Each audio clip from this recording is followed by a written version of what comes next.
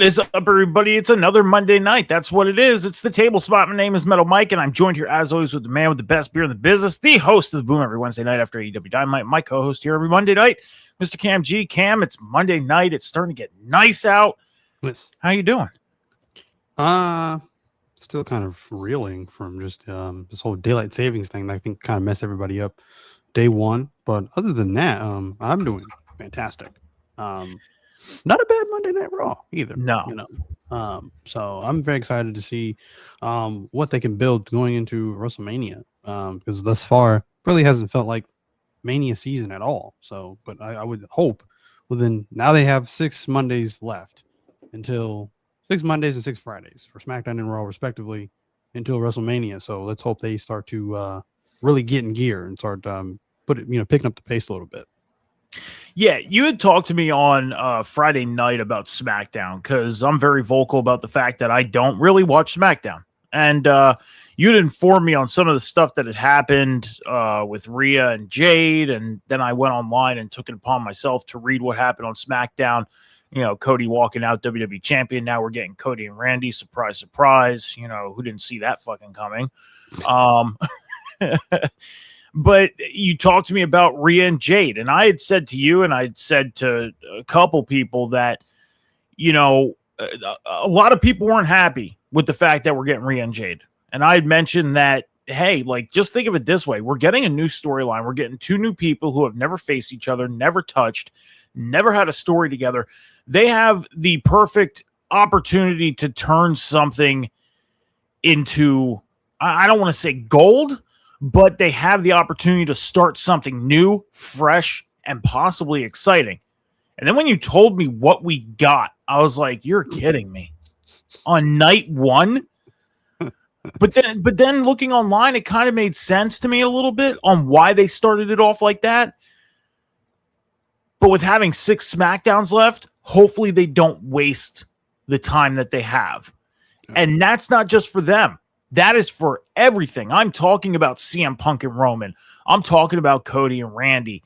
The possibility, because it hasn't been announced yet, with the Usos against the Vision, which is most likely going to happen. But all the matches, you know, hopefully they don't waste time. Now, I personally feel like that they're desperate right now. I feel like they are in desperation mode for WrestleMania because, let's face it, like you said, we are 6 weeks away, 40 days away from WrestleMania, and it doesn't even feel like we're on the road to WrestleMania. Doesn't even feel like it. Not at all. Like, I remember back even in the early 2000s, hell, let's go back 10 years ago, and it felt like the road to WrestleMania at this time because of the stuff that they would be doing. Right now, it doesn't feel that way. Like, there's no special feeling. They should be getting us hyped up right now for WrestleMania 6 weeks out. But they're not. And I think it's more so the direction of storyline and what they're doing. And what I'm talking about is, first off, let's get into what happened tonight on Monday Night Raw. Monday Night Raw taking place out in Seattle. And Cam, before I get and continue what I'm talking about, what would you grade Monday Night Raw tonight? I thought tonight was a B. I thought tonight wasn't too bad. Were there some dull-ish moments and kind of slow pace, like with the whole gauntlet? I feel like that kind of was in a weird placement after just how they started Raw, which I thought was pretty good. But other than that, I mean, it wasn't bad. Like the matches weren't bad, especially Bayley and Asuka. I think they went out there and killed it for that being like the final 2 in that gauntlet or whatever. So some things they really provided here weren't half bad. But again, like I said, 6 weeks left. They cannot waste one of these weeks and really building more matches for this card. So for WrestleMania. So yeah, I'm right around the same realm. I would have to say probably B- C+ ish type of deal. What's up, Virgo? Thank you for coming. It's been a couple weeks, Virgo. How you doing? We are chicken and steak tonight. I like it. Gonna have to add the name to the book. But yeah, I mean, tonight being 6 weeks out and not having that feeling, and then placement of stuff like you said, the gauntlet match. That was the first match of the night. I thought it was going to be the main event. I thought tonight the women were going to main event, but world champions in the house. He's got to build a story without his opponent being in the building, because we talked about Roman being there, last week, not being there this week, but then he's coming back for the next 3 weeks. So I kind of understood that you wanted to end the night with CM Punk, but why couldn't we have the gauntlet match before CM Punk segment then? Why couldn't it be the last action we see before we get to the last storytelling segment of the night? Instead, we start the night off with this gauntlet match. And then what confused me the most is I thought this was for number one contendership for WrestleMania. It's not. It's for next week. Yeah. That's what baffles me even more, because the way AJ Lee sounded last week, it sounded like she was looking for a challenger for WrestleMania. When did that change? This is what I mean. It doesn't feel like the road to WrestleMania. It doesn't feel like they are giving us an awesome time of a road to be walking on, riding on, running on to Vegas, or, in our case, because I'm not going to pay, a mortgage and a half to go to Vegas to be there in person, to the road to my couch to watch it on TV. They're not giving me anything to really, be on that road and be excited. Are they giving things to be excited? They are, but it just doesn't have that special feeling that the road to WrestleMania should have. Yeah, I agree. But then last week, when AJ comes out, it feels like she's talking about, I'm going to face a new challenger at WrestleMania. We sat here 2-3 weeks ago thinking, we're going to get AJ and Becky regardless of what happens at Chamber. But then AJ says she wants a new challenger, making it sound like, okay, we're not getting her and Becky at Mania then. We're going to get her and somebody else. No, it's going to happen next week. So you're basically telling me you are setting it up, and I'm going to call this right now. I'm going to predict this right now. Okay. Jay versus Bayley next week. Becky gets involved, and it sets up for AJ and Becky at Mania. Ding, ding, ding, ding, ding, ding, ding. We have a winner. Fucking I agree. Predictable. Yep. Predictable. Why? I don't know. I really don't know. No idea. They just don't. They just. I don't know what their mindset is right now. Like, it's so hard to grasp because they're making things so predictable, so foresighted to see. Because again, with Cody, Randy wins Chamber. Okay, we're going to give Cody a shot at the belt on Friday because of what happened in the Chamber. Thanks for telling us it's going to be Cody and Randy at Mania. Pretty much. Now, I'm not mad Cody won the championship. I'm a Cody fan. But it seems like people are more happier and more content with Cody being a chaser than a champion. You know what I mean? Like, if Cody's chasing, people are fine with it. People are excited. And you kind of see it in the arenas too. Like, when Cody's chasing and he goes after the championship and he wins, Friday night, people were excited in that arena, right? It looked it after he won that championship. Now come next week when he shows up on SmackDown, people aren't going to be as excited. You'll see the kids who are fans, they're excited. Some of the people that are fans, they're excited, yada, yada, yada. But the chatter is going to be, oh, God, Cody's champion again going into WrestleMania, surprise, surprise, whatever, yada, yada, yada. But now if he loses the belt at Mania, people are going to get behind Cody again because he's chasing. And then once he wins the belt again, it's going to be, fucking Cody champion again, yada, yada, yada. The golden boy and shit. Like, they gotta stop with this predictability stuff. They got to give us something to be excited for and surprised. Because right now, this just does not feel like a road to WrestleMania. This just does not give you that excitement to look forward to in 6 weeks. April 18th, April 19th. Yeah, I could circle it on my calendar. Cool. Not excited for it right now. They got 6 weeks to clean this up. They just used one of their Monday Night Raws tonight, which wasn't a bad show. Not bad at all. But you made last week seem like AJ was going to have a new competitor, and now it flips the script, and next week you're going to get a shot, Bayley. You're not going to face AJ Lee at WrestleMania. No. We're not going to make up for taking you off the card last year by putting you in an Intercontinental title match on the biggest stage of them all. We're going to make it happen on Raw. And guess what? Becky's going to come in and yet again ruin your chance of going to WrestleMania for a second fucking year in a row because she's going to face AJ.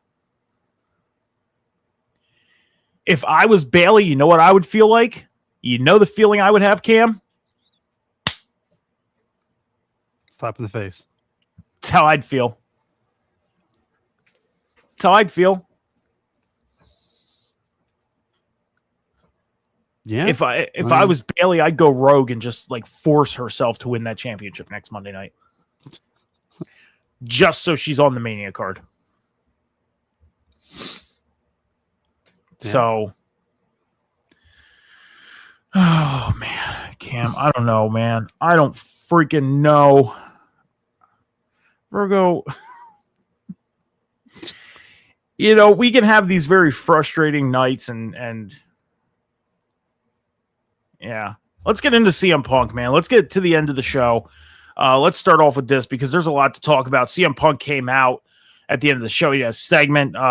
He said that he thought people were going to be mad at him for what he said. Obviously, last week walked off the show talking about Roman's dead dad, Sika.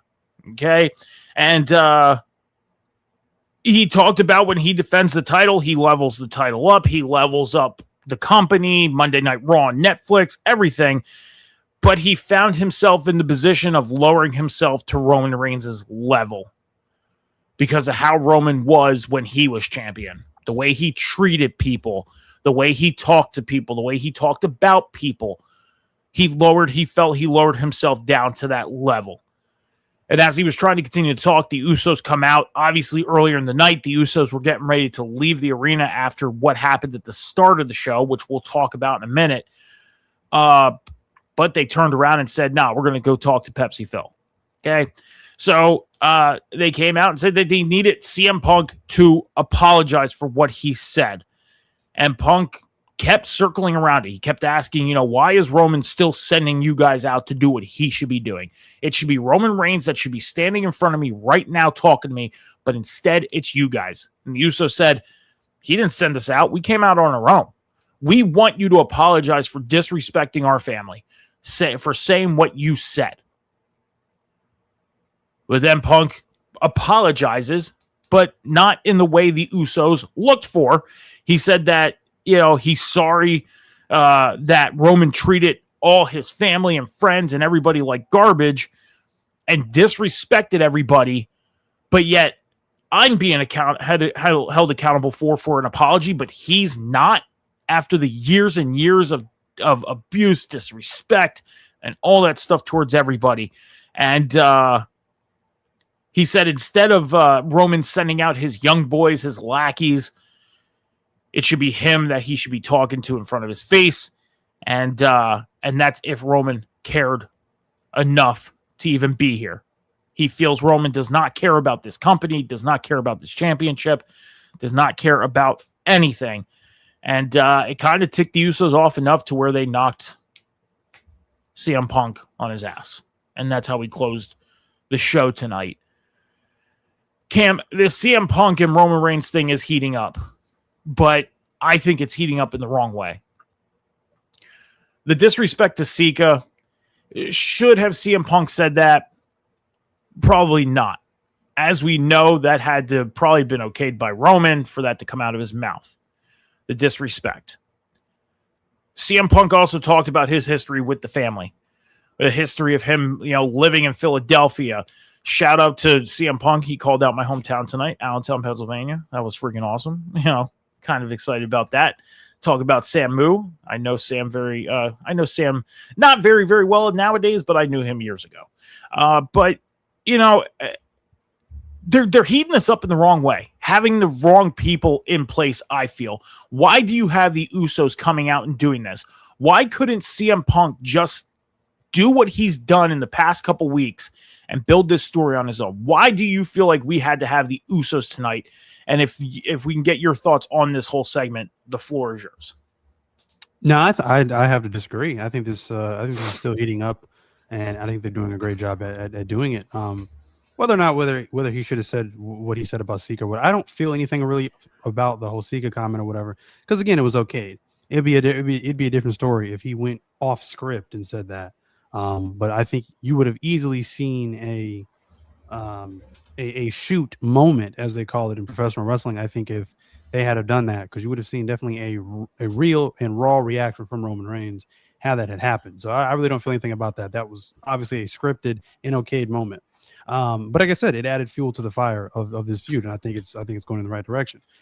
Here for tonight, this is probably one of maybe two of the only involvement that includes the Usos. The Usos were just the placeholder for Roman Reigns because again he's absent yet again during the course of this build-up in this feud. So you had to have something. Him being in the ring by himself is just not good enough anymore. So luckily we are getting Roman Reigns a good. The final 3 weeks of March, back to back. So that's great for this feud because he's got to be involved in something. They definitely have to get him, around CM Punk even more. And like I said, start building that. It can't just be on the shoulders of one person. So they had to have that happen just for, like I said, just for a placeholder. Now, does it make a lot of sense? No, it doesn't. Because the last time we've seen the three of them together, they looked like they weren't even on the same page and they lost a match. So that was it. They haven't really reconciled or anything like that since then, and it makes even less sense for them to be kind of stepping up or trying to have the back of Roman Reigns, given the history of heel Roman Reigns, the tribal chief, when he was at his height with both championships and how he treated the Usos. That makes absolutely no sense. But CM Punk, again, kudos to him. He is carrying this feud and this build up to this rivalry to the Mania match on the mic alone, and I think he really kind of cleaned it up and kind of just pieced it all together. Because if not, it would have made any sense. If he had have given them what they wanted and just apologized outright, none of it would have made sense. It would have fallen flat on his face. So yeah, and like I said, they got a little physical there. They kind of had to. It just was in the moment. Now the second and only other involvement that they're probably going to have, I could see them getting involved in the match with CM Punk and Roman Reigns. I don't want them to, but I could definitely see it happening based off of what we seen tonight. So, yeah. First off, Virgo, my favorite type of cookie is Snickerdoodle. So, I'll take some Snickerdoodle cookies. So just to kind of answer that question. But this goes back to what we talked about nearly a year ago about Roman Reigns coming back, the possibility of the bloodline coming back together. And I said it. I said, I feel like if we're getting a bloodline, we are going to get the original OG bloodline, the Usos and Roman Reigns. Whether Paul Heyman's involved, that's yet to be unknown. Whether, Sami Zayn's involved, that's yet to be unknown. Whether Solo Sikoa will be involved, that would be yet to be unknown. But I see the Usos and Roman, the OG bloodline, being put back together, within the year span. And it seems like they're going down that road in a sense. But I don't know. I guess it makes sense of what they did tonight because of it being family. It does. And if CM Punk would have apologized outright, I believe you're right. It wouldn't have made sense for him just to be like, hey, I'm sorry. And then that would have been it. Because then if CM Punk would have continued next week with Roman and said something else, or in the same structure, then it would have been like, well, then why the hell did you apologize last week? Right. Like, what was the point of that? Just to keep the Usos happy, So I could see the fact of things making sense with the Usos being involved tonight. But now I feel like we might have to see them be more involved moving forward. And like you said, if they get involved in the match, it would kind of make sense. Wouldn't like it, but it would kind of make sense because of what happened tonight and the possibilities of the rebirth of the OG bloodline. So I'm kind of looking forward to what we see next week with Roman coming back. I am. Like, this is a storyline that they have you invested in, but again, they're going down the personal road of not really talking too much about WrestleMania of its own. It's just the personal involvement between Roman and Punk and the family and all that stuff. And I know that's the building of the story and everything like that. But again, did this really have that road to WrestleMania feel as far as a story? That's my question. Did it still have that feel? Yeah.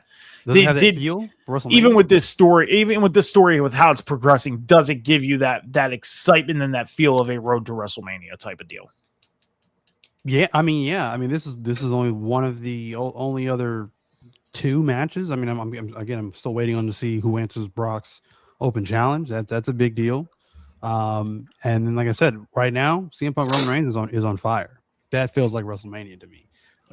Cody Randy, again, a lot of controversy right now with Cody Rhodes winning back the WWE Championship, but I think it was the right decision. There's a lot of history there between Randy and Cody, so yeah, that's another heavily storied just history between those two going into WrestleMania. So that feels like WrestleMania. Everything else just feels like it's just there, Yeah, and we had talked about in the past that if they do Cody and Randy, they have to have something on the line. They can't do the whole just backstory of the history.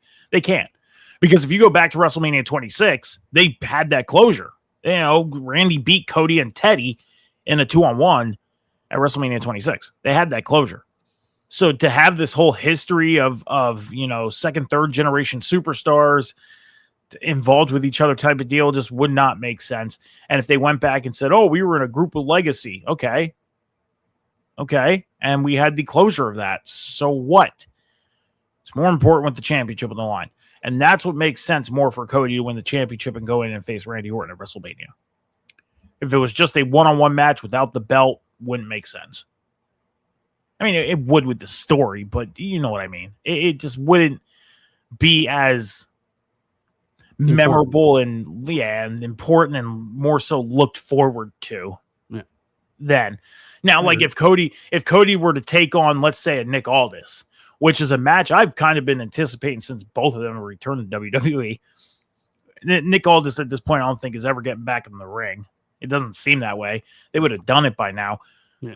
But that's a match I've been looking forward to since both of them came back to WWE. If we had Nick Aldis against Cody Rhodes at some point, there doesn't need to be a championship. It doesn't. Those two just have enough history in the ring with each other for championships to where it's like, okay, this is just a, respect type of match. But they have respect for each other already. So, let's go to the start of the show. Adam Pearce was in the middle of the ring to kick off Raw. And he said, oh, normally, I'd be in the ring introducing you to Raw with an excitement and everything, but that's not the case tonight. He wants to nip this whole Seth Rollins business in the butt now because of us being on the road to WrestleMania. So he asked Seth Rollins to come out, and about 20 masked men show up, and Seth Rollins was one of them. Now, I laughed when they did this because I was like, it wasn't a bad way to start the show, but I was like, we're doing this. Like, this is like I feel like I'm watching a cartoon, like, trying to mix things up. Who's Rollins? Which one's is Rollins? He's going to pop up. It's going to happen. And he did. And Adam Pearce said that, I know you don't like the Vision. I don't like them either, but it's not my job to like or dislike anybody. I can like people, I can dislike people, but that's not part of my job. So what I need to happen now is for this to just stop, because yes, you're getting away with your attacks and it's working for you. But what's going to happen if one time it does not work for you and you're not cleared to compete? What if you get injured? Then what? It could be a long-term effect for you, which means you go away for a longer period of time. Possibly how bad the injury could be no more Seth Rollins. So it needs to stop now. But Logan Paul and Austin Theory interrupt, and they were telling Seth Rollins, like, we're not waiting. We're going to come down there. We are going to beat the bricks off of you and all your masked friends. And then Rollins and his crew did their mix-up thing again, and they bailed out of the ring. And then LA Knight comes out, and gets in a little scuffle with Austin Theory and Logan Paul. Usos come out and help LA Knight as well, and they're standing tall at the end of this whole segment. Again, kind of wanted answers about what happened to Paul Heyman last week because LA Knight drove Paul Heyman away. Usos coming out, kind of had a feeling that was going to happen because, again, I feel like they're leading down that road for the tag team championships against the Vision. And then this is what led the Usos to turn around and come back because they were getting ready to leave the arena, but then the whole CM Punk thing came up and they turned around, came back for the segment we just talked about. So, Cam, your thoughts on everything that happened at the start of this show with Seth Rollins, the Masked Men, the Vision, LA Knight. But before I get your thoughts, I'm saying this right now. Part of me feels like this is setting up for Rollins and Brock. I don't feel like there's going to be a surprise person. I feel like it's going to be Rollins and Brock Lesnar at Mania. Listen, I can't make sense of what happened with the whole Masked Men thing. I don't even know why we're still doing it. I'm questioning this. Maybe this is just some new direction before we get again. Seth Rollins is a chameleon. We know this already. He just loves being able to, just transform his character and do a complete 180, 360 and just be completely different every single time. When it calls for it, when the situation calls for it. I think this is what this is again. I think he's in this gray area right now. I can't even really say he's full on babyface.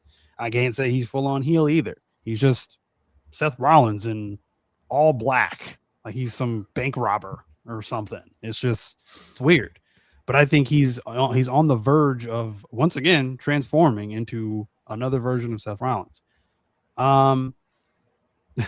They come out and it's like the Nexus almost. It's like the Shield on steroids. They're everybody's all maxed up and just like I said, they just look like a bunch of bank robbers. It's weird. I really don't know what to think of it. I don't know what's going on. Really, I don't. But oddly enough, as much as I don't want to, like a part of me is kind of liking it because it's mysterious. I don't know what's going on. They get in the ring, they do this whole musical chairs act, and then Seth Rollins is just standing there and he takes the mask off again. It's like, I think we already know it's you. I don't think you got to keep unmasking.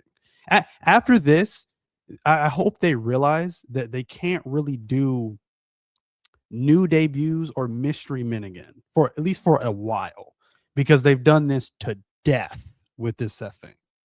So the mystique behind it is kind of like not even kind of, it is heavily oversaturated now. So I would definitely say give this a rest after whatever is going on with this ends. But I don't know. Part of me is kind of liking it. I don't really know why. Maybe it's just because Seth didn't say anything. He didn't have a mic in his hand. Pierce talked the whole time, and Seth's just sitting there almost expressionless. And I'm like, this is interesting. This is very interesting. So, and again, going back to the whole, it's not feeling like WrestleMania season. There's not really one thing creatively that they're doing that's like, man, Mania this year is must see, but this here could be something else outside of Punk and Roman and Cody and Randy. Yeah. And like I said, in the Brock mystery opponent thing. So him just not saying anything, maybe they could ride this out for another couple of weeks. Just don't say anything. Just pop up randomly and just cause chaos. Like I said, it's mysterious. So and that's why I put the 2 and 2 together of Rollins facing Brock because, he said that, mystery opponent, like I'm going to take on any open challenge or whatever. What is Seth Rollins being right now? Mysterious. He's emotionless. We don't know what he's feeling. We don't know what he's thinking. It could be their new version of a mystery opponent. He's just being mysterious. I know it's corny to think about. But and I get your thought process to it. It makes sense. Honestly, it does. But at the same time, I also do. I feel as if Seth has been down that road plenty of times with Brock. He has, and him coming off of an injury, which he's not even cleared from already. I really don't think I don't think he would be too eager to jump back in the ring with Brock Lesnar and eat at least 2 or 3 suplexes on a surgically repaired shoulder. So I just that's my only thing is just like I don't feel like that would be the best opponent for Seth coming back off of an injury. That's just my thing. I get it. I see what you're saying, and hey, it's a possibility. I don't know who Brock's going to face. Originally, the original plan was him facing LA Knight, which makes no sense whatsoever. That just sounds like they're just feeding LA Knight to Brock Lesnar for just whatever reason, because their personal vendetta against LA Knight. So I could see it, especially after what he did to Paul Heyman. Paul Heyman being his advocate, I get it, but again, it's just I don't know. It to me physically for Seth Rollins doesn't make a lot of sense. I'm sticking to my guns now in saying I don't think he gets cleared for WrestleMania, and I think he ends up becoming a special guest referee. Okay. For Logan and Austin Theory versus the Usos for the tag team titles. That's what I think. Keeps him close to the vest for whatever's going on with the Vision, since there's no Braun Breaker and there's no Bronson Reed. There you go. I mean, if you really think of it, the position Seth Rollins is in right now, anything that you do with him is going to make sense. It's going to make sense, like I said, because he's mysterious. Yeah, we don't know his motivation right now. Yeah, whether he has a match with somebody, whether he's a special guest referee, whether he's just at ringside, it's going to make sense because of it's the unknown. So it would make sense. It would, because of him being close to the Vision, being close to that story, and not being just pushed away for the sake of a WrestleMania match. It makes sense. It would.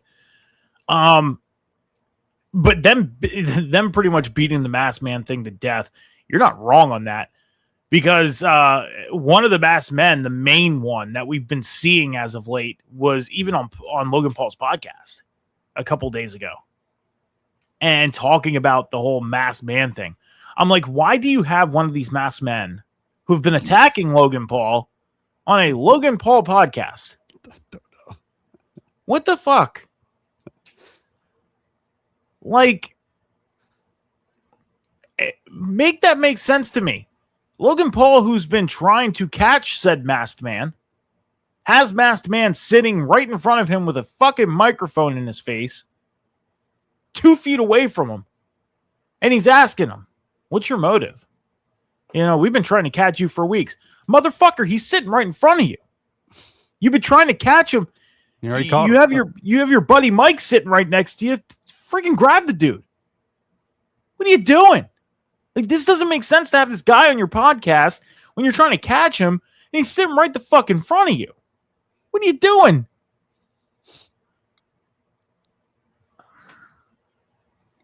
You had the guy on your podcast. Like, seriously. Yeah. I watched this video 5 times because it was like a 30-second clip. So you were able to sit there and watch it a couple times in a row and really pick it apart. And it's like the guy is sitting right in front of you. You just literally said, oh, we've been trying to catch you for weeks. The guy's sitting 2 feet in front of you. Like, you have a couple of your buddies and your production crew grab some duct tape and duct tape the guy to the chair or something. He's in your grasp. Like, literally. Like, just do this. Just not have him in the podcast at all, because it just doesn't make any sense. How are you feuding with someone and you're trying to figure out who this Masked Man is for weeks, and then you have him on your podcast like your buddies? That doesn't make any sense. And that's the way they were talking too. What's your motive? What's your motive? What are you guys doing? What do you think it is? Are you Seth Rollins? Does he sound like Seth Rollins? No. Is the guy as tall as Seth Rollins? Does he look like Seth Rollins? Is his stature like Seth Rollins? No. Does he kind of move like Seth Rollins? A little bit. You know, at first he kind of fooled some of us because they did move like Seth Rollins when he did the stomp and everything. He trains with him. It's one of his students. Yeah. But the guy was right in front of him. Like, grab him. If you're that curious, grab the guy. You have 10 people in that room right now that you can just hold him down and rip the mask off of him. I love pro wrestling. I do. I fucking love pro wrestling. I do. Man, let's get into this this gauntlet match, man. Number one contendership for the Women's Intercontinental Championship that we thought was supposed to be for WrestleMania, but it is for next Monday Night on Raw. And Lyra Valkyria and Io Sky started off the match. Io Sky ends up beating Lyra. And then Raquel Rodriguez came out, got beat by Io Sky. Raquel then posts their part of the match, attacks Io Sky, beats her down enough for Ivy Nile just to come out and pin Io Sky. And then Bayley came out. Bayley ends up taking care of Ivy Nile. And then Bayley took on Asuka at the end, where Bayley ends up beating Asuka. And now Bayley is the number one contender for the Women's Intercontinental Championship. She then had the backstage segment, said that she's very excited for this match, that she is excited to be facing a legend, someone she's looked up to her whole career in AJ Lee. Again, me sitting there thinking, like, hold on, this was supposed to be WrestleMania. They had us thinking this is for WrestleMania, and they're talking about next week. Why are they talking about next week? Well, because the freaking match is next week.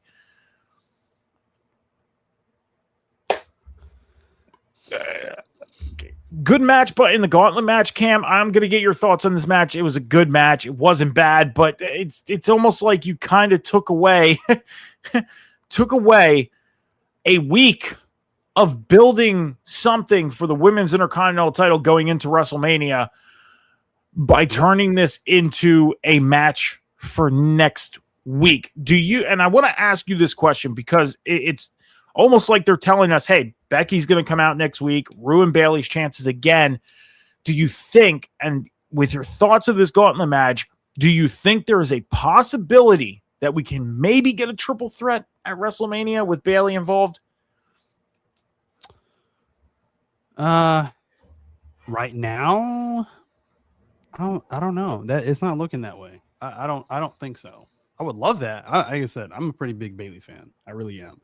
Her in-ring stuff is great. Her gimmick stuff is not so much, because it's just 1 week it looks phenomenal. Oh, they're actually going somewhere with Bayley and maybe a gimmick change or something like that. And then a month later, it's just like they dropped it at thin air. So her in-ring stuff, I think, is great. She's one of the best, I think, technical wrestlers on the Raw roster, in my personal opinion. So it doesn't look that way, but I would absolutely love that. And again, we keep going back to this predictable crap that they keep doing, that they love doing. They love playing it safe. They don't like taking risk. So yeah, I definitely could see Bayley getting involved. I mean, you said you called it. You know, I could definitely see a Becky getting involved in causing in causing an interference or whatever, or DQ, whatnot have you. And then again, we get this set up for AJ Lee and Becky Lynch again at WrestleMania, which I'm not opposed to. It definitely needs a stipulation, because that's not big enough. You know, we've already seen this twice now, so they need some 2 out of 3 falls count anywhere, steel cage, something for WrestleMania to add to this match. And even then, I don't even know if that's going to make this feel like WrestleMania season or not. Even then, overall though, I think this gauntlet, while it ran a little long, I think it served its purpose. It was pretty good. Again, I like what they did with Raquel. I know some people are going to be upset about that, but hey, Liv Morgan once again got involved. And I've been calling this for weeks now, and she didn't need to get involved. She didn't need to help Raquel. Raquel doesn't need Liv Morgan's help. So once again, I still feel like there is something to be explored there with Liv Morgan and Raquel. It's like I said, it's sitting at their feet. And like I said, I think Liv Morgan is poised to win the Women's World Championship at WrestleMania. So I would think that would be the feud going into the summer, or even towards the end of the year or whatever, with Raquel and Liv Morgan. Love what Lyra did. Lyra did her thing with her and Io Sky. I thought that was a good combination. But like I said, that final matchup with Bayley and Asuka, I think, was absolutely phenomenal. That was some of Bayley's best work I've seen in the ring in months. So again, that's just the result you get when you stop this runaround with whatever you're trying to do with Bayley and just let her work. She does great work. Honestly, I really don't have any quarrels with the stuff that Bayley does in the ring. So I thought that was phenomenal from her in the performance that she did too. As far as this being at WrestleMania, I kind of figured it was just for the number one contendership. I really didn't get any implications, or I didn't see a graphic or anything like that for WrestleMania. So I really didn't think that far ahead.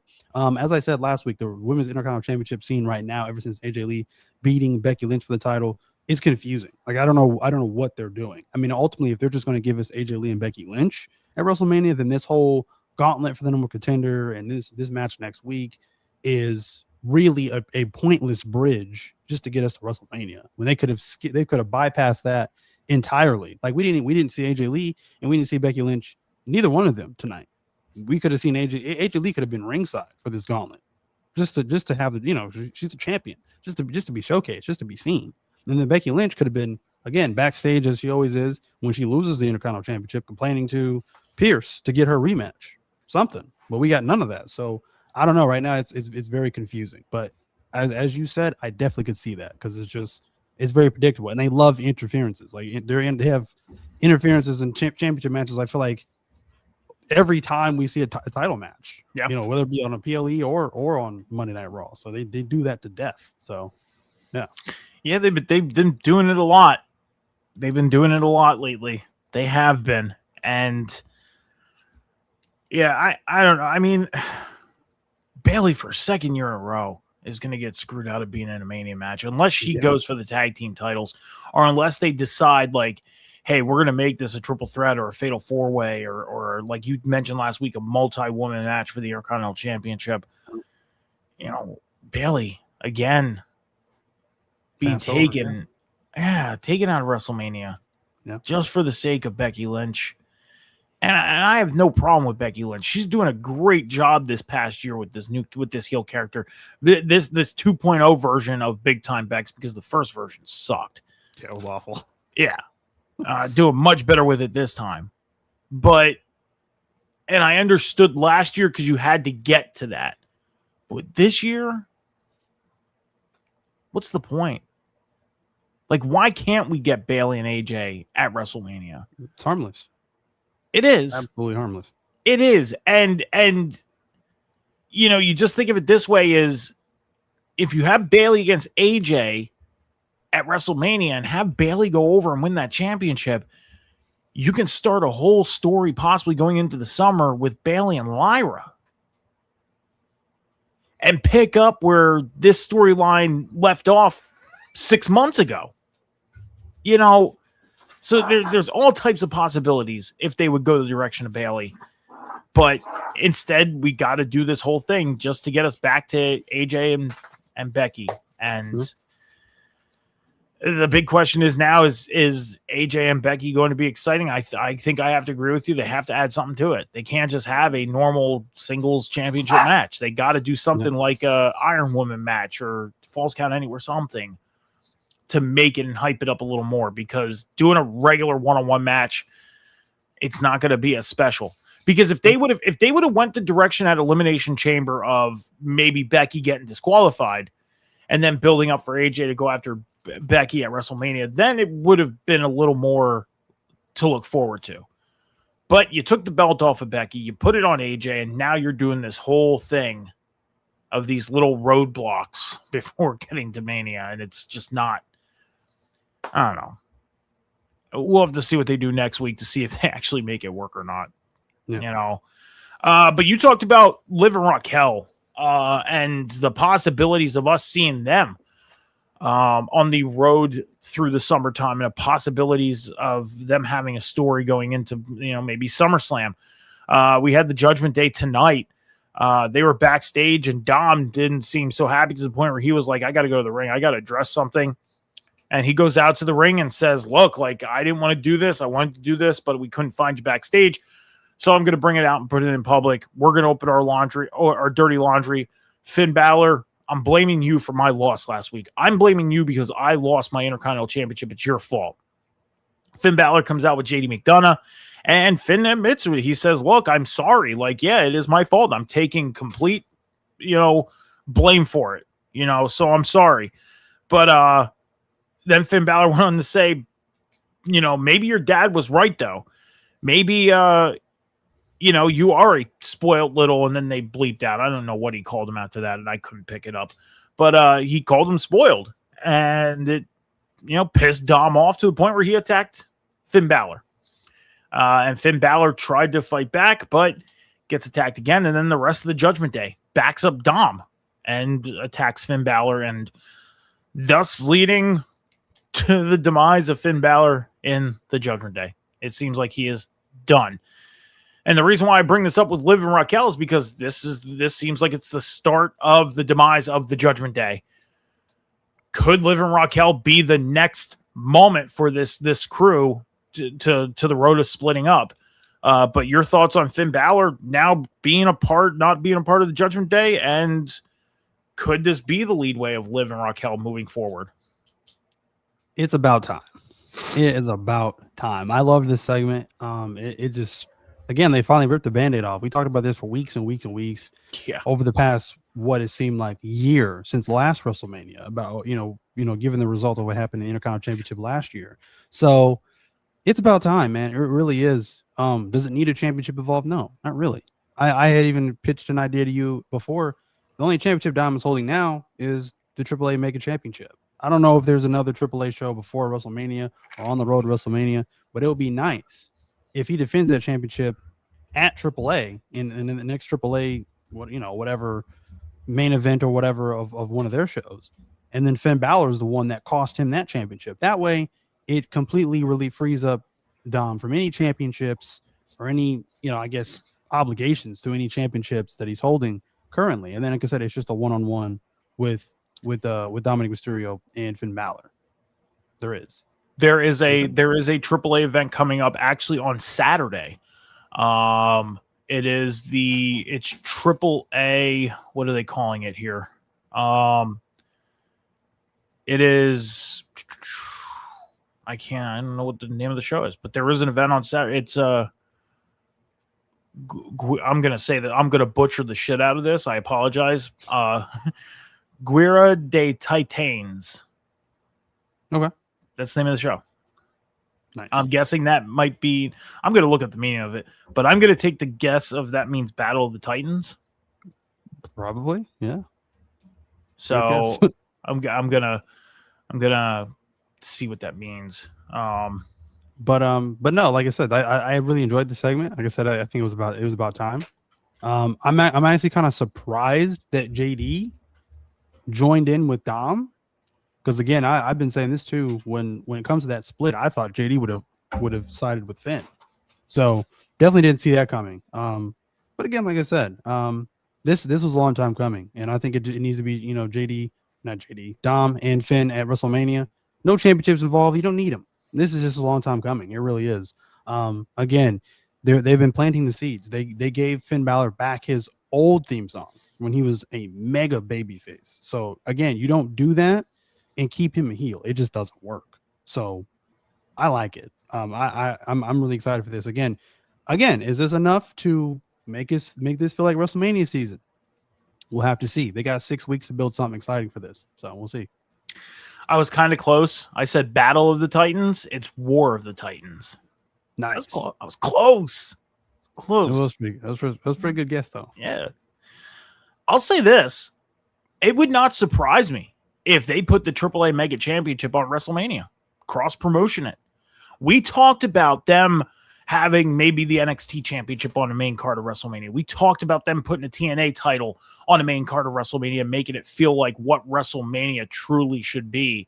And that is a open wrestling show for many companies to come in and defend their championships and actually have it be a WrestleMania. It wouldn't surprise me with them having this partnership and everything with AAA to have the AAA Mega Championship on the show between Dom and Finn Balor. It wouldn't surprise me at all. And I believe Finn has had an opportunity at that championship before with this partnership. I think he had a shot at it and didn't win. Didn't he? I think he faced Vikingo at one point, I think. I don't know. I could be wrong on that. Oh, Finn? Yeah.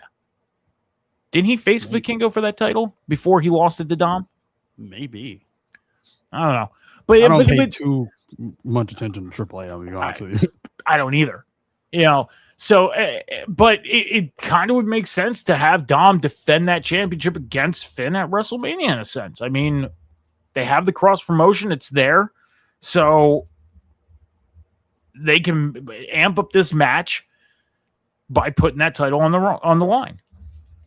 So I'm going to look up if he ever fought for the AAA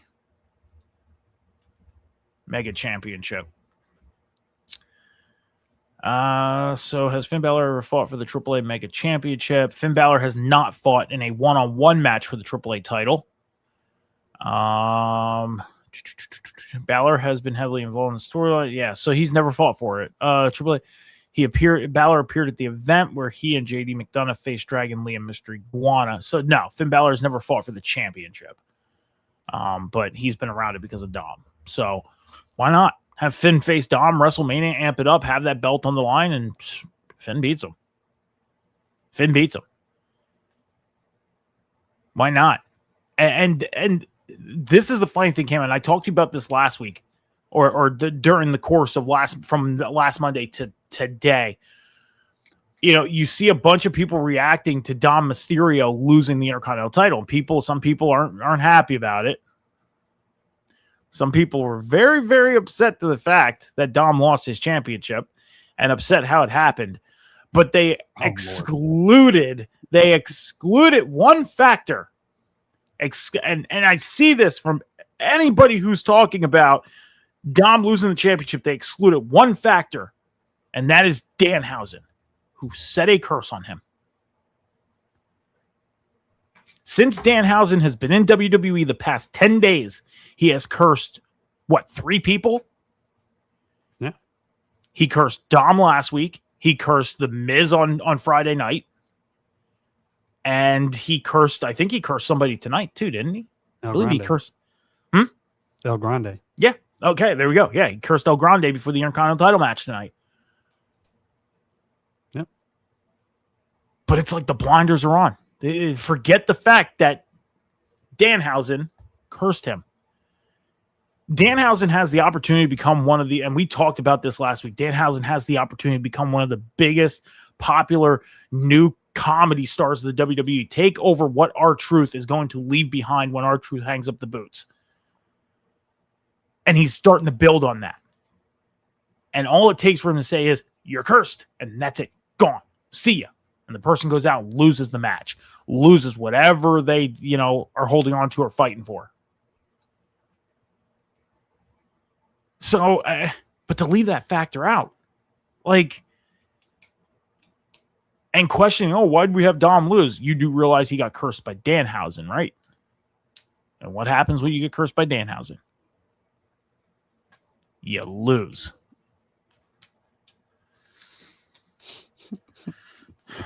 Some fans, man, I'll tell you. I mean, I love pro wrestling, and the pro wrestling fans, they're fun to talk to. I mean, some are fun to talk to, but take the blinders off for a second. Jesus. I mean, I get it. You're a fan. But, I mean, I'm a fan, too, of people. I'm a fan of Cody Rhodes, Rhea Ripley. I'm a hardcore fan, too. But sometimes, you got to open up to the fact of having your details there. And Danhausen was a pretty big detail in the fact of him losing the Intercontinental title. Wasn't just Finn Balor. Was not just Finn Balor. Finn cost him the championship because he didn't hand him the hammer. Yeah, well, Danhausen fucking cursed him, too. Let's leave that factor out. Speaking of Danhausen, though, yeah, he cursed OG Americano tonight before the Intercontinental Championship match. And then Penta came out. Penta cut his championship promo tonight. Not bad. Very energetic promo. It's pretty exciting to see Penta with a championship around his waist now. Felt like it was pretty much time for him to do this because we've waited a whole year for Penta to build up to this. They did it right with Penta. They did. They didn't force a championship on him right away. They had him build up to it, and they did it all the right way. Even in the road of doing this, he has lost championship matches. He didn't win it right away. He lost a couple on the way there. And has his first defense tonight and ends up beating OG Americano. And Danhausen, yet again, strikes by cursing. And Penta ends up winning and retaining the Intercontinental Championship. Your thoughts on Danhausen and your thoughts on OG Americano losing to Penta and Penta having a successful defense? So first off with Danhausen, again, I really don't think they're going to use him much in a in-ring aspect. His wheelhouse is backstage segments and in comedy bits. Yes, that's his wheelhouse. And me personally, again, like I said, I again am still sticking to what my original feelings about Danhausen. I'm not the biggest Danhausen fan. He's just not really my cup of tea. And I solely think that he was brought in. He's a merch mover. That's why he was brought in. He's a merch mover. And I mean, from the reports I read, even with the not so great Elimination Chamber debut, he's already moving merch as it is. Oh, so yeah. and just think about when we get to October, like his merch is gonna be flying off stands and flying out of the WWE shop store. So kids are gonna be dressing like him for Halloween. They're gonna be dressing like him, painted up, cape on, all types of stuff. So that's sorry for cutting you off for a second, but I introduced my nephew who is turning 9 years old this year, and he's getting into pro wrestling. I explained he's getting into pro wrestling, starting to get the action figures and everything like that. And I told him about Danhausen making his debut at Elimination Chamber, and he was like, "Who's Danhausen?" I said, "Go watch it on YouTube," because he's been watching a lot of wrestling content on YouTube, right? This whole past week since I told him about Danhausen, every time I'm around him and he has his iPad, you hear the Danhausen theme song and you hear things going on with Danhausen. He instantly became a fan of Danhausen. There you go. Insane. Like, so you're not wrong. Danhausen, and who cares if that's what he's there for? Who cares? He's entertaining. He's entertaining as hell. And he's going to do what they need him to do. And that is make people fans, buy the merch from the shop, maybe even become the top seller in 2026. I could see that too. I could definitely see that. More than likely. And you know, Maven, he's talked about this on his show that, you know, characters like Danhausen and Mr. Iguana, you know, they may not look that great in the ring, but they look good on merch. They look good in the action figures. They look good on t-shirts. They look good in the video games. And that's what it's all about. They're gonna gain that popularity. Yeah, exactly. Absolutely. They're doing it right, and they don't even have to be in the ring and ring the bell and have a match. They don't. Right. So I mean, hey, that's what he was brought in for. And that's just how it is. In terms of the match, I mean, the match was, I mean, it was a defense. It was Penta's first defense. I like how I just like the fact that, you know, they didn't really waste any time with, you know, giving him his first title defense. Yeah. So the match was okay. I'm really curious to see what he's going to be involved in come Mania to defend the championship, because I definitely think again that's another big milestone for him. I would say going into his first Mania as champion. And having a title defense. So that's another big milestone, I think, for Penta, and I think it's well deserved as well. So we'll definitely have to see there. Again, it could be a multi-man thing with that too. Who knows? So we'll definitely have to see there. But the match was the match. Like I said, it was fine. I didn't have any real issues with it. Other than, like I said, just you know, it's just the first defense for Penta. So we'll see what he does moving forward. I mean, the Intercontinental Championship at WrestleMania, maybe the past 10 years, we've seen, you know, multi-man matches, ladder matches, first pinfall, first submission, winner, you know, first fall to the finish type of deal. Last year was the Fatal 4-Way with Dom, Finn, Penta, and Braun Breaker. So I'm with you. I think we see another multi-man match for the Intercontinental Championship. It's gonna have its purpose in WrestleMania. Do they really have to focus on a storyline for it? They don't. Last year they did. They focused on it with the Judgment Day and Finn Balor and Dom going for the Intercontinental title, and Dom walks out and steals it. But they don't realistically have to have a story around it, because the couple WrestleManias before that, they had ladder matches and everything. There was no story. It was just, this guy wants a shot. This guy wants a shot. This guy wants a shot. Okay, how do we solve this problem? Let's put these 8 guys in the ring. Let's hang the belt above the ring, and whoever gets up the ladder and grabs the belt first wins. There it is. It's worked out for some, and then in Zack Ryder's case, well, Matt Cardona now didn't work out for him so well, and it sucks. Yeah, no, because 24 hours after winning it, he fucking loses it on Raw to The Miz. I know I've brought that up a lot. It's been 10 years. This is the 10-year, and we're coming up on the 10-year anniversary of that happening. Stuff like that leaves scars. It does. It does. I was very excited when he won the Intercontinental title. I was like, he needs to win. Who wasn't? Yeah, right. Like, you had Sami Zayn, where people were excited because he was making his WrestleMania debut. Kevin Owens making his WrestleMania debut. Yeah. I think no, that was the year Baron Corbin, I think, won the Andre the Giant. Yeah. And it's like, all right, we're getting some of these NXT guys up here now, and the guys that we want to see up here. Sami Zayn, Kevin Owens in this match. Cody Rhodes as Stardust was in the match. I believe Cesaro was in the match. It's like a jam-packed, you know, thing. The Miz was in the match. And then you had Matt Cardona, who came out, finally had his WrestleMania entrance for the first time in his career, and walks out with the Intercontinental title with his music playing. Like, man, like, feel good story to kick off the night, and it was exciting. And then we get to Raw. Then we get to Monday Night Raw. Not so good. Felt so bad for him. See, I sit back thinking, man, if we could go back in time, I would like sneak into the arena and just say, don't do it. Don't do it. I'll go out there. Just don't even go out there. Celebrate in your locker room. Lock your door, play some music, hang out, go enjoy the fans outside the arena and sign some autographs and take some pictures. Don't go in the ring. You go to the ring, bad things are going to happen. And what I mean by that is you won't be walking out of this arena tonight with that championship. I'm just telling you right now. We could be the little voice in Matt Cardona's ear. I mean, think of where he's at now, though. He became the indie god, and yeah. So it all panned out for him in the end. Yeah, and he's back in WWE as Matt Cardona, so win-win for him, I guess. We got a Stephanie Vaquer promo tonight talking about Liv Morgan, and one of the big things she talked about was how surprised she is with Liv Morgan, with her having pretty much everything put in front of her in her career, all the tools to be great. And even though she's done some great things, she still has to hide behind her friends. And Stephanie Vaquer really just tore apart Liv Morgan in this promo. I mean, does this make you more excited for this match at WrestleMania, or did this promo just feel like another promo to you?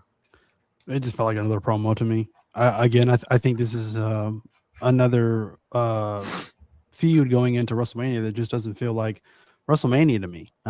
Again, I feel like the bulk of this story has, they've got a head start on this this feud. So there's really no excuses here. They've been building this since Rumble, or since after Rumble, I should say. And it just feel like they're going in circles. Oh, you got signed on at 20 and all this and blah blah blah. But I had to grind and claw and scratch my way through the indies, and but like if that's all we got here, I really don't know why this match is even happening, because it's just I'm not excited really. I'm just not. It's very dull. So we definitely got to add something to this build to really get me invested into seeing this match. First of all, I don't even expect Stephanie to walk out with the title. I fully expect Liv Morgan to beat her for the championship, and it's probably the right decision, because I really don't see what else or where else they go with Stephanie as champion. Rhea's going to SmackDown. I wouldn't be surprised if Io follows her. The rumor has it they're supposed to be building something with her and Julia for the women's United States title over on SmackDown. So again, that's two top women's stars on Raw gone. So you're leaving a pretty big void there. So with them gone, Stephanie, you don't really have a whole lot to do. So yeah, I don't know. It's not really that exciting right now, but hey, again, 6 weeks. You can't waste any one of those weeks to build something exciting. See, and that's why I'm so for, again, I said at the top of the show, I am so for the whole Jade and Rhea thing. Yeah, it didn't get the best start, but they have 6 more SmackDowns to clean it up and make things right. And hopefully they go down those roads. Like, I get it. You had the 2 women come out and, pretty much size each other up in a sense. That's what they were doing. And if you look at it from a far distance, yeah, they came out and said, oh, I work hard and I do this to train and look the way I look and everything like that.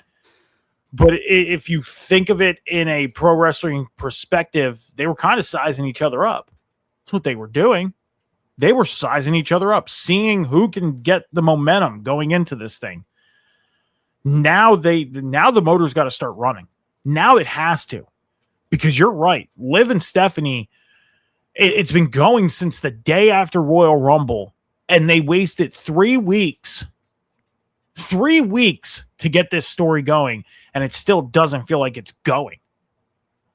Oh, Liv Morgan's going to go to SmackDown and check out Jade Cargill and look at the competition and make her decision and blah, blah, blah, blah, blah. But you really put it out there the night after Royal Rumble that we were getting Liv Morgan and Stephanie back here. Yep. There was no question on that. So why waste that time? Why put us through that? And I get it, the buildup of the anticipation and all that stuff.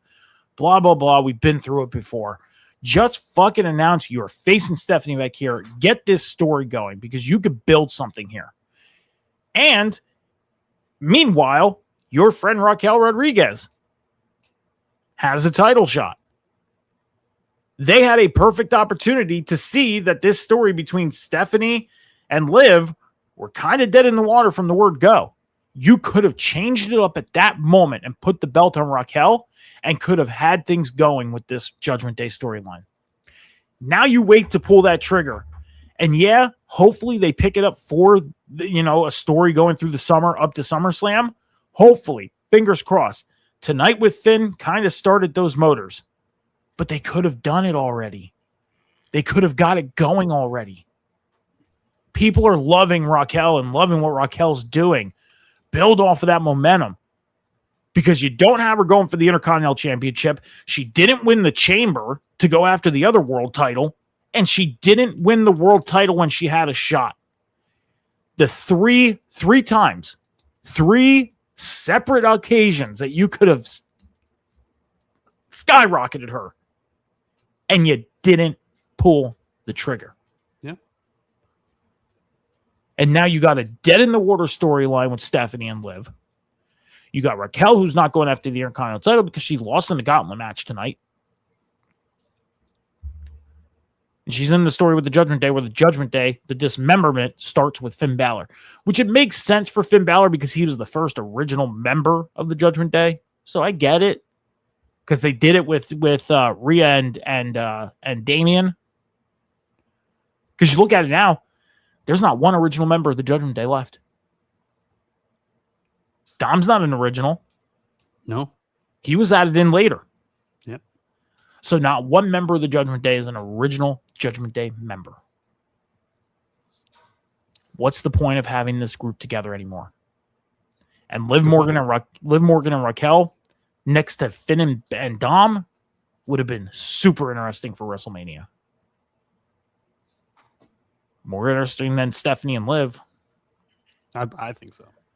Because right now, all we're doing is beating around the bush of, oh, you had everything handed to you and put in front of you, and you didn't use the tools, and yada, yada, yada. I worked my way up and clawed and scratched. We're going to say the same shit week by week. Why should I be excited for this match come April 18th or 19th, whenever the match is going to happen? So if you're not going to make me excited for Stephanie and Liv, clean up what you're doing on SmackDown and make me excited for Rhea and Jade. I'm excited Rhea's going after the belt because I'm a Rhea fan, but I want to be excited for the match.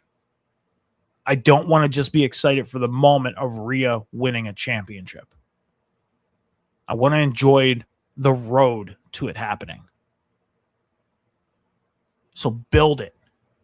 And you have huge opportunity to do so because over on Raw, they're dropping the ball completely. The ball's already been dropped and the air's been already popped out of it. Let's just say that. It's rolling on the ground. It doesn't roll no more, Cam. It doesn't roll no more. It's flat. The air is out of the ball. If you can dodge a wrench, you can dodge a ball. Well, that dodgeball is dodgeball's flat. Flatter than a wrench.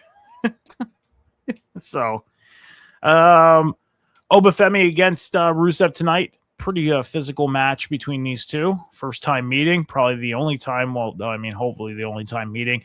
The anticipation for Obafemi maybe facing Brock Lesnar at WrestleMania is still there. It's up in the air. Your thoughts on Rusev and Obafemi tonight? Do you think this is the last encounter since Oba got the win, or do you think we see at least one more from these two? It was a clean victory. So I really don't see what else you have on what's left to be explored here with these two. This was a one-off that I expected. It felt like a one-off. If they do something next week, again, it's just going to be it's going to be another head-scratching moment on the road to WrestleMania. Like, why? Why are you wasting time? You got 6 weeks left. Again, Brock Lesnar is a stacked Monday Night Raw next week. Brock Lesnar being there next week again, probably calling out the locker room to see who's going to face him in WrestleMania. So again, you have the opportunity there. Will they pull the trigger next week? I'm not going to hold my breath. I think they're going to milk this. But they have the opportunity to do it and surprise me and anyone else to have Oba just immediately answer next week. So I don't see why not. I think this was the prelude to get Oba to again just look more monstrous, to look more dominant against somebody like a Rusev. And again, a clean victory, no interferences, which again I think they should do more of. And again, like I said, I would think we can wash our hands with this and be done with this and move Oba on to something bigger and better. So yeah, again, a physical match. And again, we'll see what happens next week with Brock Lesnar and Oba just moving forward, getting closer to WrestleMania. I mean, I think we'll get Oba, Femi, and Rusev somewhere down the road, but as far as what I mean is like, do we see it anytime soon? And I think this should indicate that we only needed to see it once right now. I don't think we need to see it again. No. Maybe during the summertime we get another matchup between these two, maybe with a little bit more of an importance to it. Yeah, exactly. I mean, it wasn't. Yeah, I mean, this wasn't a bad match. It was physical. It was a good match. It wasn't bad. Yeah, match was fine. Yeah. So to maybe put a story around it, if they don't have any big things planned for Oba Femi, it obviously seems like they don't have big things for Rusev since coming back. Build something. Make these two feel important for their build-up. And what Rusev can do for Oba Femi, bringing him into the main roster these past couple weeks, Rusev can do a lot of good for him. Yeah. He could. Now, am I saying put them in the ring at WrestleMania? No. Absolutely. No. But to build to another match, possibly during the summertime on a Raw or something like that, why not? And maybe put a story around it. Who knows? Give some meaning to it. Last thing, Adam Pearce was backstage with Javon Evans, and he was pretty much hyping up Javon Evans, saying that 2026 was going to be a huge year for Javon Evans. And Javon Evans seemed pretty excited about that, sees that Adam Pearce believes in him. And then he was cut off by the New Day. Well, by Grayson Waller and Kofi Kingston. Xavier Woods currently injured. And Grayson Waller seemed to try to verbally attack Javon Evans, but Kofi cut that off real quick. A little bit of a change of direction for Kofi Kingston because he complimented Javon Evans, says he sees a lot of himself in Javon, sees a lot of his younger self in him, which we've had the comparison. We've talked about it for weeks, the comparison between Kofi Kingston and Javon Evans. So he pretty much offered to, mentor Javon Evans in his journey in the main roster of WWE because Kofi worked his way up of an 11-year journey to the WWE Championship, and he could see Javon Evans getting there. I mean, do you see this as kind of a deploy of Kofi Kingston maybe setting up Javon Evans? Or do you see a actual like Kofi wants to have Javon Evans's back? It's hard to say, I guess. It depends on what the significance of this is going to be. Again, this could just be temporary until Xavier Woods comes back from injury. Because we've seen that before. We've seen tag partners get injured, and then the other tag team partner that's healthy go on a singles run and kind of just go in a different direction. We see it with Kit Wilson right now over on SmackDown. Him being a single star right now. So I think this is just temporary right now until Xavier Woods comes back. Maybe they try to convince him to join the New Day. I don't know, but we'll definitely have to see when Xavier Woods comes back. I mean, is the New Day heel turn realistically working now? No, they've lost. I think it's dead in the water. Yeah, I mean, it's lost momentum. I mean, when you put the tag titles on them, it was like, okay, this is awesome. We put the belts on them. They had a lot of potential behind it, putting the belts on them. But then they took them off of them. And then the whole mourning of losing the championships, and they drugged that along for a couple weeks. And it was kind of like, this is really at this point giving us old New Day jokester vibes to the point where I'm laughing at this. I'm not supposed to be laughing at the New Day. I'm supposed to be taking them serious at this point. They damn near kicked Big E to the curb after 10, 13 years. Like, I'm supposed to be hating the New Day. And I'm sitting here laughing at them because they're mourning losing the tag team titles 8 weeks ago. Why? I think the New Day heel turn is dead in the water. It's done. Have Kofi seriously mentor Javon Evans, be in his corner, do whatever, and make this an actual thing. Don't make this a thing to where it sets up for Kofi to attack Javon Evans and then we get something between these two, another match, whatever. No, make this a thing. Maybe Javon Evans become the new third member of the New Day. Maybe. Because you think of it this way, and I know people would hate that suggestion, but Cam, think of it this way. Kofi Kingston just opened it up tonight that he said he sees a lot of Javon Evans, a lot of himself in Javon Evans, a lot of his younger self.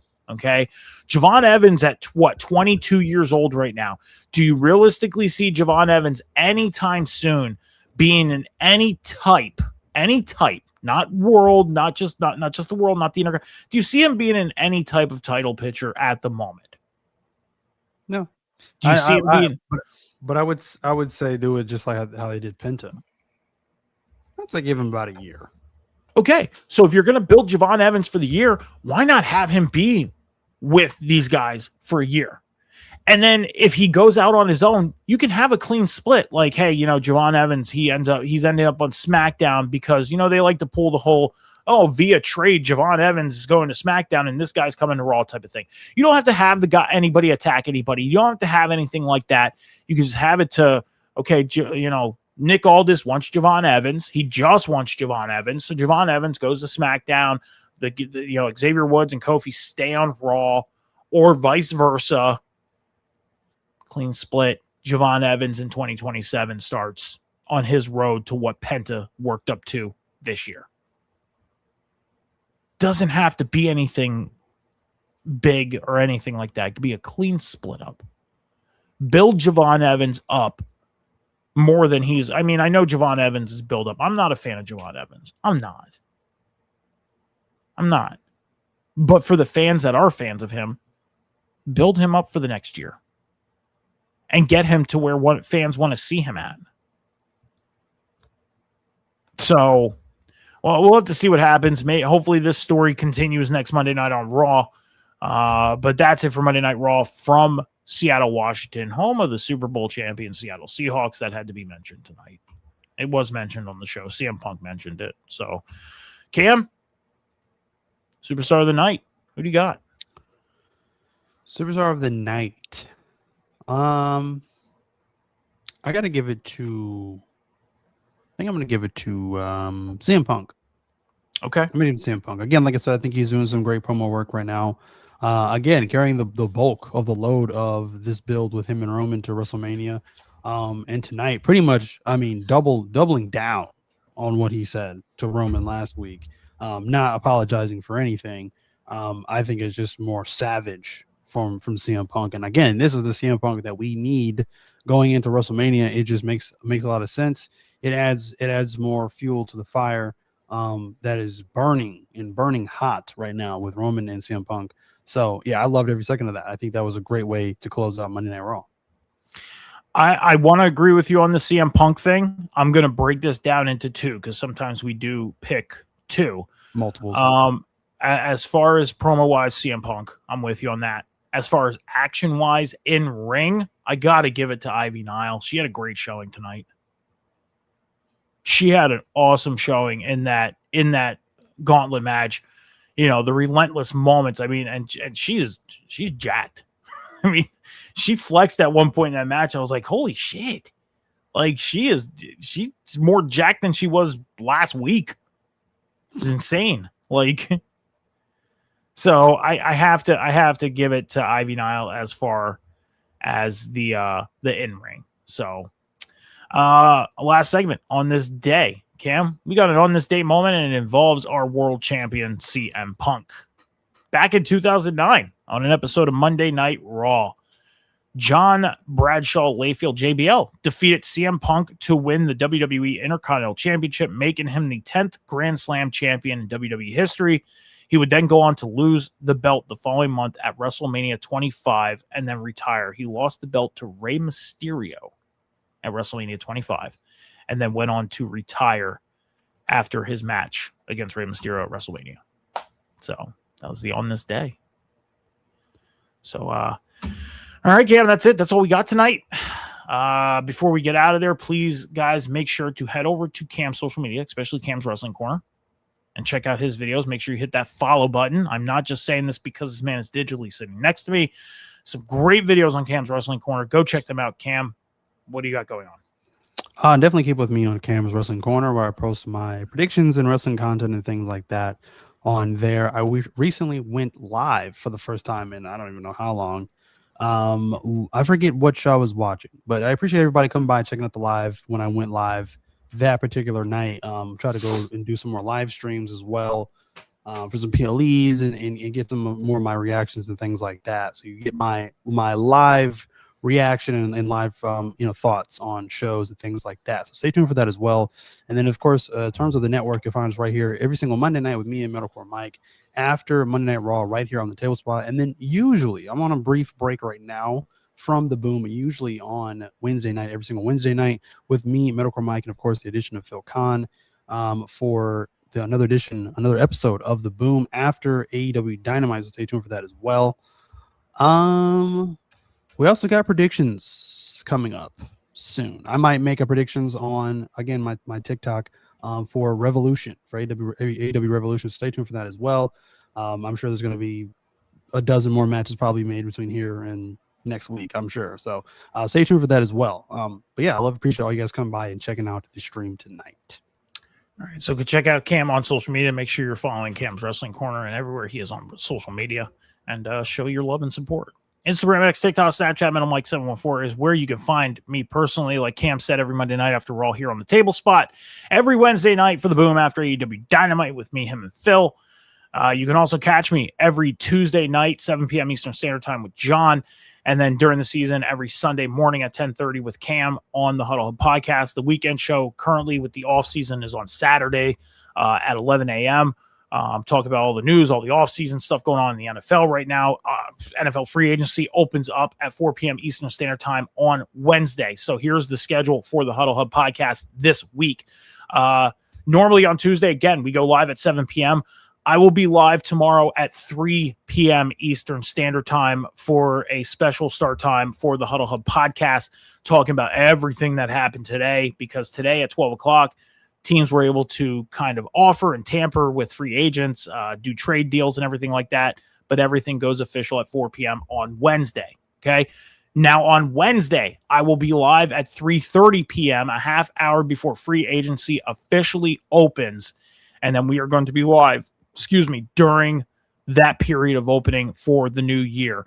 So tomorrow, 3 p.m. Eastern Standard Time, Wednesday, 3:30 p.m. Eastern Standard Time, twitch.tv/The Huddle Podcast, youtube.com/@The Huddle Pod. You can also follow us on TikTok, X, and now on Instagram at The Huddle Hub Pod. I posted about 20 videos today, Cam. 20, at least. Insane, man. So much happened today. Appreciate everybody who stopped out tonight. Thank you so much. We will see you guys next Monday night for the Table Spot. Be good to each other. Be kind to each other. Take care of each other. Be patient with each other. Remember, the world is not moving as fast as you think. Until next time, have a great night, everybody. Deuces.